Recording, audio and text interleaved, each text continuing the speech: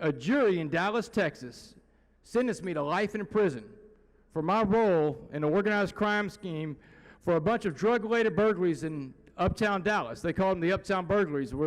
Richard, you were a cop, right? That's right.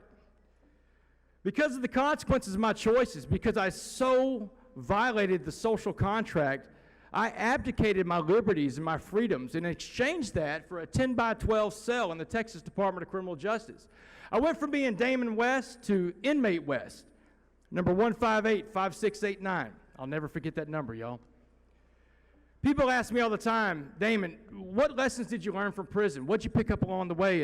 And I could point back to one lesson, one person in particular that taught me a lesson that got me through there.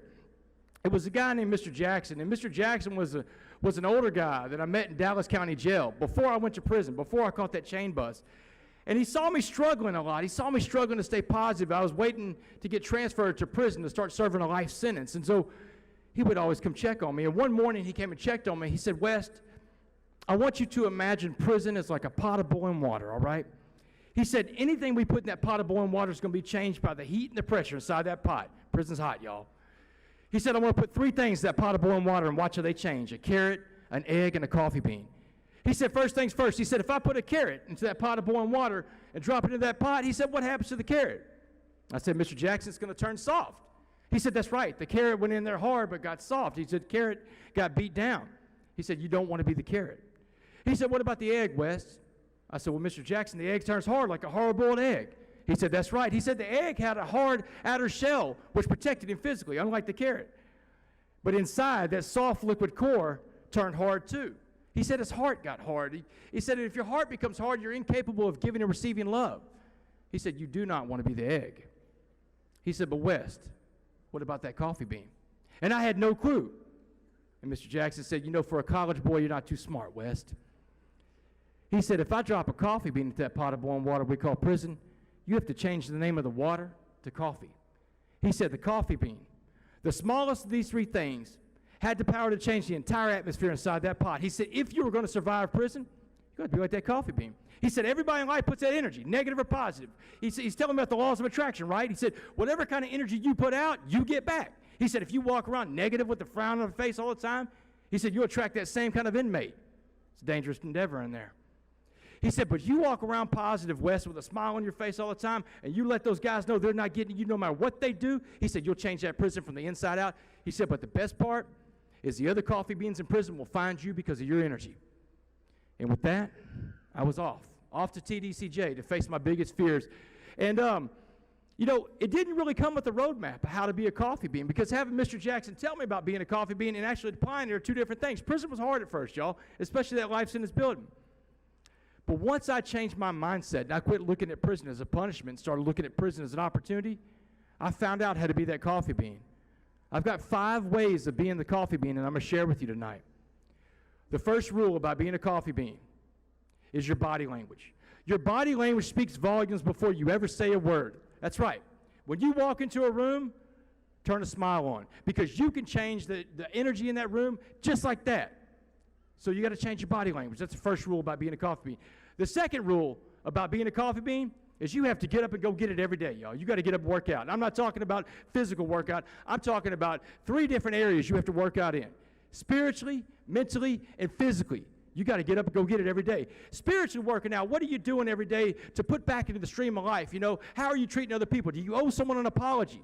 Do you tap into something spiritually every day, every week, every month, every year? If you don't, it's a big universe out there, y'all. You should really consider it. And mentally, what are you feeding yourself? You know, what kind of books do you read? What kind of videos do you watch? What kind of websites do you go to? What are you feeding yourself mentally? And physically, are you taking care of yourself? Are you giving your body enough rest? You putting the right fuel in? Take care of that temple, that body that you have. The third rule about being a coffee bean is the secret to life. And y'all, it took me going through a maximum security prison to learn what the secret to life was. The secret to life is real simple though, y'all. It's 1 sentence. The secret to life is serving others and being humble. Servant leadership.